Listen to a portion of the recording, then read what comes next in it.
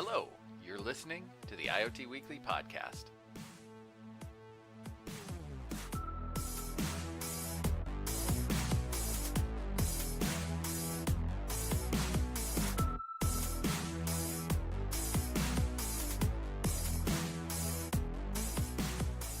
Hello and welcome to episode number 34 of the IoT Weekly Podcast, brought to you by Gearforge Software. Can you guys believe we're on number 34? That's just ridiculous. It's a lot of episodes. It sure is. And we've still kept hitting these things every single week. That's great. We have never missed a week, which is wonderful. Have not. And we have people that listen to us every single week. So thank you so much. Yes, thank you so much. So my name is Matthew, and I'm joined by my co-hosts and good friends, Cliff and Zeineb. Zeineb, how you doing? Doing great. How are you? I'm doing real good, real good. So what have you been up to, Cliff? Well, I think I mentioned in last week's show that last weekend my wife and I were going to get a pedicure and That's some right. sort of something with wax. Well, it wasn't for my back. Thank goodness. Good to know. It was actually, they waxed my feet. And I think the funniest part of this whole thing is I'm sitting there in the chair, and it's like this amazing vibrating back rubbing chair. And they're doing the feet thing, and then the guy goes in the back and brings out a cheese grater. I'm like, what is that for? I'm looking around for like a tray of cheese and crackers or something like that. No, he takes it to my feet. Apparently, I don't have amazing feet. So yeah, that was refreshing. I put quotes around that. So Cliff, it really depends on what you've prepared your feet for, because your feet were probably perfect for walking over like hot stones. Oh yeah. Trust me, I can gravel. We got lots of gravel and dirt in our yard, so I'm outside all the time. But apparently, if it's, I don't know, like really smooth sand, probably not so well. And then from a work standpoint, it's been diodes, solenoids, C++, and then as you know, I got a classic NES, so I've been playing a little bit of Pac-Man and Super Mario and just some of those fun old school games.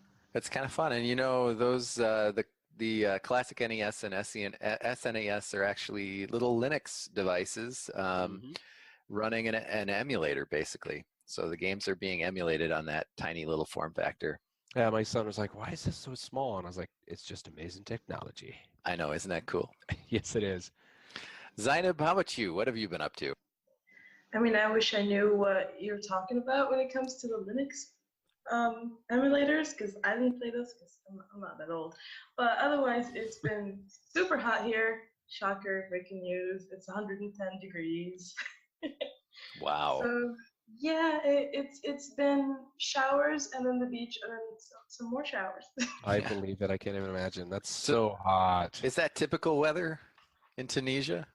Not usually. It's kind of the heat waves also hit Canada and all that. I'm sure it showed up on the news. Yeah. So we got the worst part of it. This is the cooler side of the country as well, so I can't imagine. Tunisia and Montreal, apparently. Tunisia and Montreal, they're connected. Really close. They're neighbors. My gosh. Have you tried like cooking the egg on the sidewalk?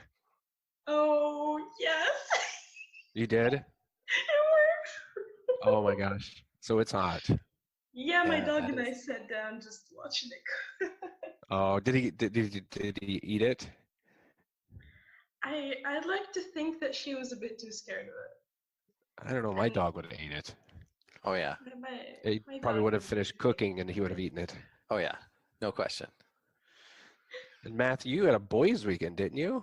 I did, yeah. Callum and I, Amanda went to Duluth, and Callum and I had the place to ourselves. So, you know, we did the things you'd expect. We played Magic the Gathering and Dungeons and Dragons, and we watched The Matrix, Terminator 2, and Die Hard. Those are particular, great he thought Die Hard was awesome. Oh, really? So is he a Bruce fan now? Well, yeah. I think he was sort of like his mind was blown. I think he was just like, oh, that's so cool. So yeah, that was a really good time.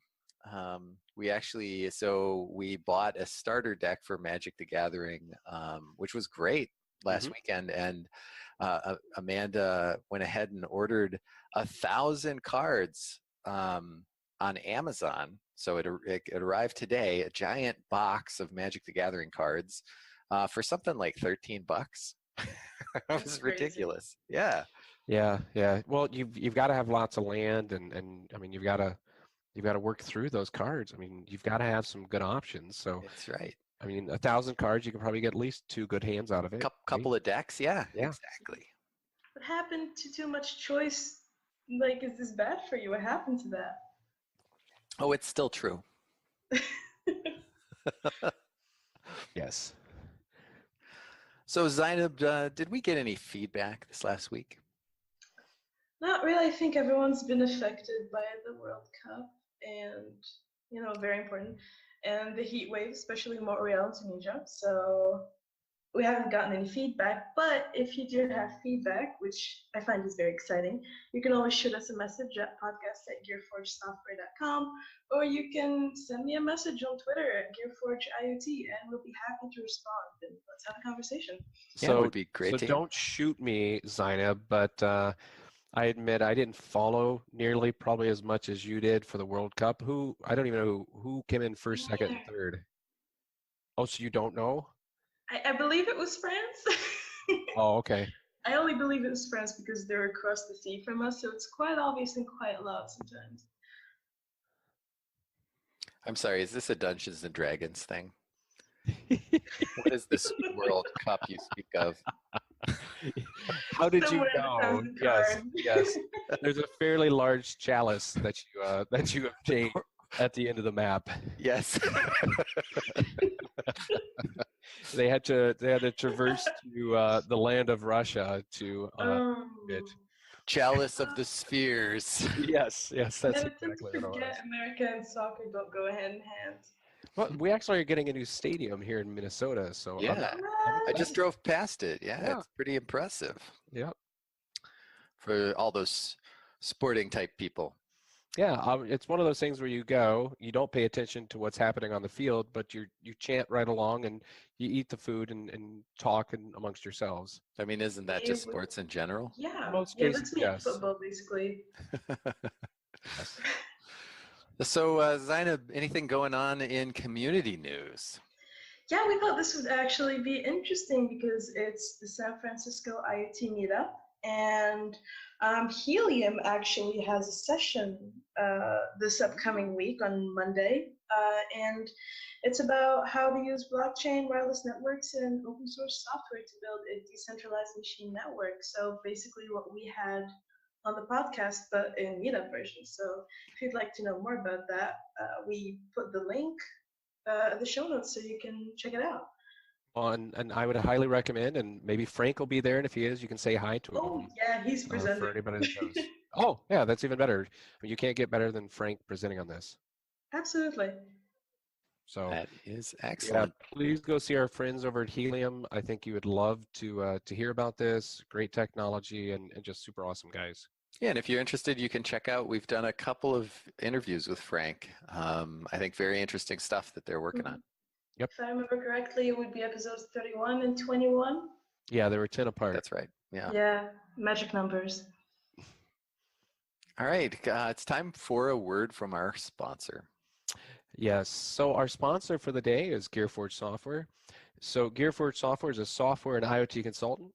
If you're looking for a partner that will live, eat, and breathe your project, then look no further than Gearforge Software. Excellent. And now, it is time for the news. All right. So what do we have up first? It looks like Zeineb with some news from Google. I'm taking over this podcast, just saying. I really am. Taking over our Twitter and our podcast. Go ahead, Zach. It's margarita time, Cliff. I totally agree. The saga continues. So we got an article about Google diving right into the medical world, and they're introducing an AI for drug discovery and protein recognition. And what this basically is that a team from the Google Brain team, Did you say they have a Google Brain team? Yes, they have something called the Google Brain. Okay. So the Google Brain team, they actually announced that they have computer vision to identify protein crystallization, which helps you basically find out different shapes and cells, and they can help you uh, go through discovering new drugs and treating various illnesses much faster, since it takes out the hundreds of tests that are required to identify proteins. And it also takes out the visual inspection people have to do, doctors. And so it actually increases the accuracy to 94%. And this is something that I feel Mackie would enjoy. They published it for free, all of it. It's available online. So this is basically sort of automating the some of the like routine research that has to go into drugs that affect the brain, right? Well, it seems to be like one of those solutions that are just going to be part of the system that go in a lot of directions, like general proteins for general illnesses and general like kind of detection and identification can go in many different ways. Oh, so it's not just brain illnesses. It is just they can recognize this effect on Yeah, any. it looks like it looks from what it looks like, Matthew, it looks like it's a computer vision model that can detect certain types of patterns is how it works. From what I'm seeing here. So they mentioned in the article too that earlier this year that the same thing was able to detect diabetic retinopathy. So it's a key indicator of cardiovascular disease. So it sounds like they've been training the model to go after these protein crystallization in drug development. And what they said is the protein crystallization is a human step.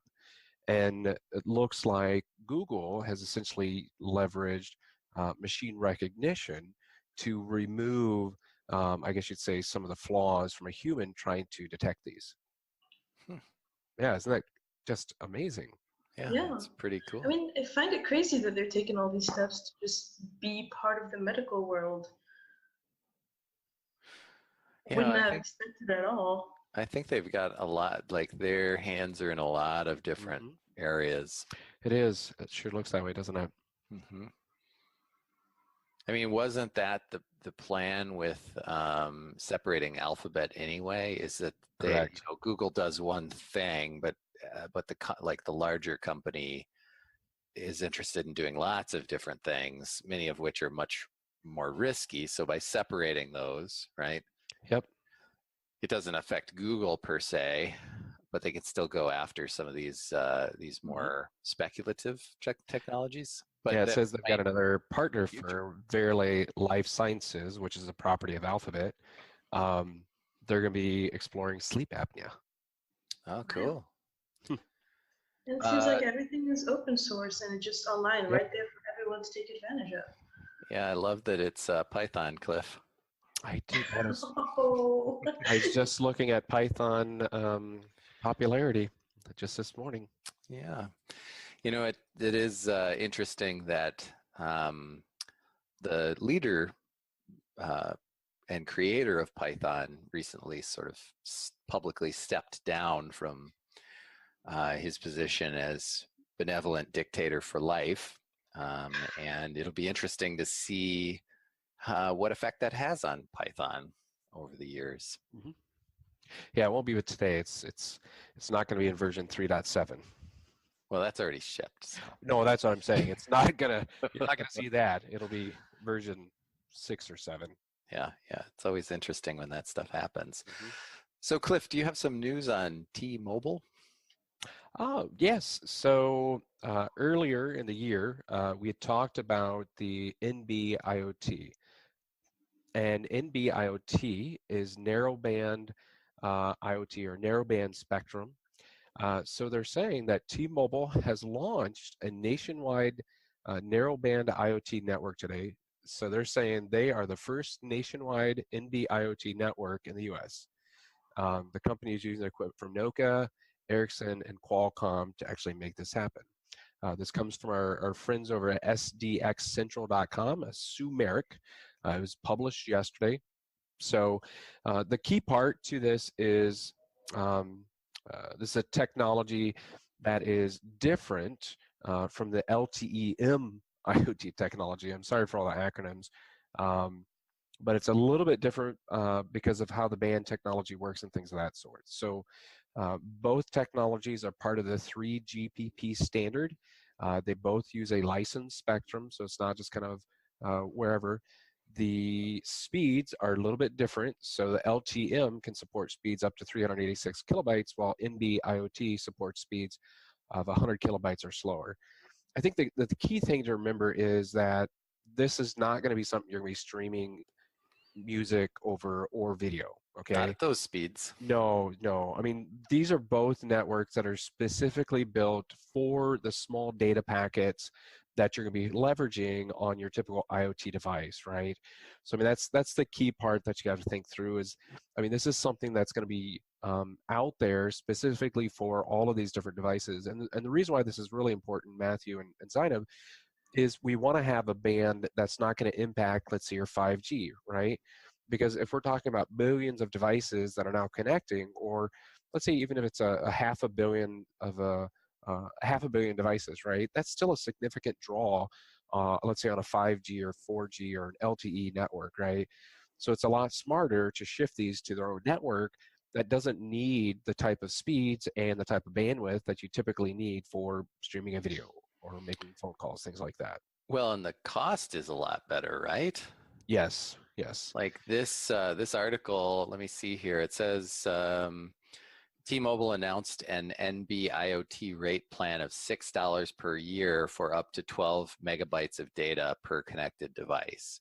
Yep. Now, 12 megabytes of data is not a lot, but depending on what your device is doing, it's probably tons, right? Yeah. You're sending Yeah, very, very small amounts. because when we're talking to clients right now, most of them are adding, and this is typical across the board, but they're adding a phone plan is what they're doing just so they can get a card, and that's $10 a month. Yep, Right, exactly. versus $6 a year. And the problem though is once you start deploying, I mean that you're like, oh, $10, but that stuff adds up, and that's total right out from the margins as far as profitability is concerned. I mean, you're not getting that back. Well, there are an awful lot of solutions that just does not make sense for. Oh, 100%. And if you're only polling just intermittently, that's a huge waste of bandwidth, and just from a financial standpoint, you're gonna want something like this where it's much cheaper. But there's something really powerful about the idea of being able to, basically being able to set up and use a cellular connection as opposed to always expecting Wi-Fi of some form. Well, and here's my thought. I would actually have both. If it was one of those scenarios where I really needed a redundant solution, Matthew, I would do Wi-Fi with the NB, especially at $6 a year. Mm-hmm. Why would you not do that, right? Yeah, well, that's just it. It's cheap enough that, again, depending on your use case, but yep, you go a long way if what you need is just some periodic sensor data, right? Yeah. So I love the fact that they've got this out there. One of the first ones to push. I know Verizon, Sprint, AT&T, they're all working on it. So it's been a race. So interesting that T-Mobile essentially the first. So, yeah, that is really interesting. We'll have to keep track of that. Yep. Well, we're still working on getting one of the T-Mobile representatives onto the show. So just hasn't worked out schedule-wise so far, but he. I know he's part of this he's a big part in actually getting this pushed out. Interesting. Yeah, we would love to have him. What about electronic? Sorry, Zeineb had a question there. Sorry, man. Oh, sorry, Zeineb. Oh, don't worry about me. I was actually just going to ask the oldish question of does this and how does it affect security with the whole IoT thing? Well, it's still going to be, so think of it as this is almost like your connectivity from point A to point B. You're still going to need to have some sort of security protocol, I guess you'd say, that at the point A and point B, right? So really, this is just a way to get the information from one spot to the other, as far as that's concerned. So it's going to be similar to, let's say making a phone call, right? It's very similar to that, where your cell phone is the one that's essentially transmitting the information, and then the receiver on the other end is pulling it in. So security is going to be critical at those points of when you're sending that information out or receiving it. So pretty big deal in that piece. Yeah, great question. Yeah, yeah, yep, great question. Thank you. So yeah, if you're curious, go ahead and learn more about the Congrats T-Mobile. Cliff, what about electronic stickers are we talking about today? So here's a article that's coming out of Purdue University. We've got a friend of ours that graduated from their program quite a few years back. This was published on July 16th. So Purdue University is in West Lafayette, Indiana. And what it is Professor Lee has designed a new fabrication technique called transfer printing, okay? And why this is so important is it cuts down manufacturing costs by using a single wafer to build nearly infinite number of thin films holding electronic circuits. And the key for this is that you really need to be able to make tons of these circuits, right? And right now, again, it's about cost. How do we reduce costs and make it even simpler to create circuits for all of these different devices? And because some of these devices you might just want to throw away, right?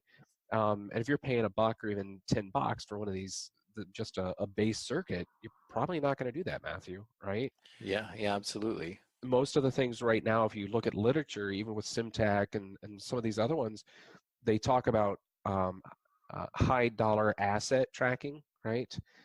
Key being high dollar asset tracking versus how do you track a book? I mean, this thing needs to be less than pennies on the dollar. I mean, it needs to be sub pennies, right? Mm-hmm. To be able to do something like that. So this is super exciting. It's a scenario where it's just they create it. It's a peelable electronic films that they can be cut and pasted onto any object to achieve your desired functions. I'm not going to go into a ton of depth here, Matthew, because I'm really excited.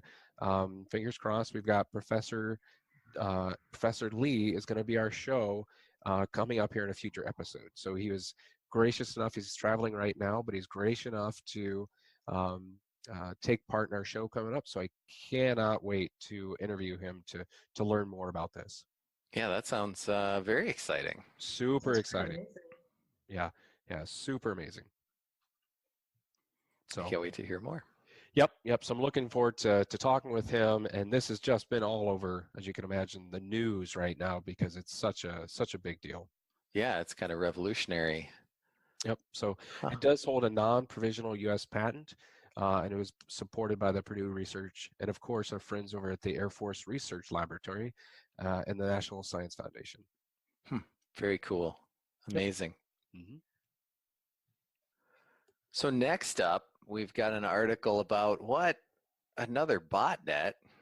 I'm wondering if Matthew's going to do this article. Yeah, I suppose I will. There's so many of these, I lost count. I know, right? It's like constant. So I think what really made headlines here was this botnet basically spread from nothing to 18,000 devices in a single day. That's sort of the big headline. That's what everybody's talking about. Yeah. Less than 24 hours. Yeah. Yeah. So this targeted Huawei routers and basically doing a particular port scan. So looking for port 37215. And that's actually how the security researchers spotted it, is they saw a jump in activity on that port, which is a very non-standard port, right? Like very unusual for like why is that even open? Yeah, I don't know. It's a really good question.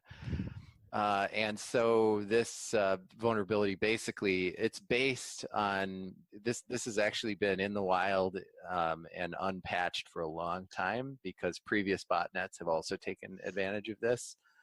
But I think once again, it sort of underscores how basically how vulnerable these devices really are, right? Yeah. I mean, this is just it's released, it jumps device to device, and in one day there are nearly 20,000 devices infected, right? That's kind of crazy. That's quite the network. What's surprising, a little bit surprising, is that, you know, what you said essentially, why is that port even open? That's what I'm curious. Why would they even open up that port? It's so non-standard. It's very unusual, and I'm actually curious. I should go look at our server logs and see if we saw the same pattern. You know, that kind of brings us to the possibility of the Roomba coming to life in the middle of the night. My room, it Right. does come to life in the middle of the night here, but that's only because I programmed it to. And it's For sure it's not the vacuuming for you, anarchy. right? What's that? Go ahead, Zeineb. I was just making a joke about it possibly being the anarchy botnet, but I swear it is. It's an awful, awful device because it loves to eat my cords that I tend to leave dangling on the floor. Oh, I bet it does. So it is not well for the office environment. I like it. It's the only thing I've seen of its kind. In Discover America, part of it is discovering the Roomba in the office. I would assume everybody's got a Roomba in their office, don't they? No. Yeah, I've got a small putting green, and it doesn't like the putting green. It tries to eat the putting green. So oh, technology. I know. And then it gets stuck underneath our cornhole bag game that we have in the office. It tends to get just stuck underneath there because I can't figure out how to get back out the other side. That's really funny. I know. Seriously sounds like a pet. Yeah. Well, we do have it named. Its name is Jeeves. Oh, I remember that now. Yep. So it's his name is Jeeves, and he gets upset sometimes. So. All right, very good. Well, if you have any feedback for us, you can shoot us a message at podcast@gearforgesoftware.com, or you can find us on Twitter at Gearforge IoT, and we would love to hear from you. Mm-hmm. So you guys, do you have anything fun planned for the weekend? Zeineb, what about you? Oh, I mean, aside from the daily trips to the airport, because I'm saying goodbye to my friends who are coming to join you guys soon. Ooh. Not necessarily to Minnesota, but you'll hear from them. Okay. We have a weird seafood dinner, and my only question is who's paying? Now, I'm sorry, you said weird? They sent me an invitation, a formal invitation by email, and it was very sweet. There was like some nice people, and my question is, and this is when I get really Tunisian. I was too shy to ask, well, who's paying, guys? I see. The student in me is not accepting it. Yes, I get that. You should be like, well, you are. You sent the invite. That's right. Like I didn't. It's Tunisian tradition, right? You could just say that. They're Americans. They wouldn't know. Oh yeah, true. Well, they would if they followed the podcast now, wouldn't they? Yes, that now you've given it away. Yes. And I'm not editing this out. No.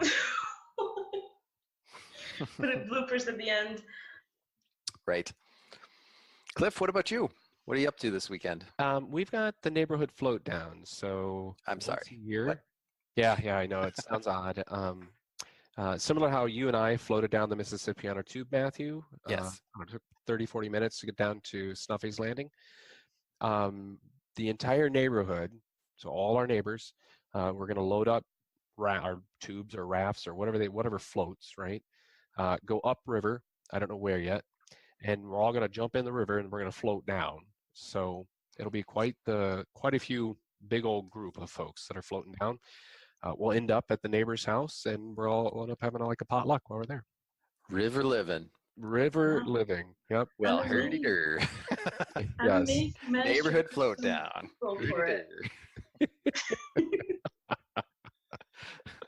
Oh my gosh. Is there beer involved in this floating?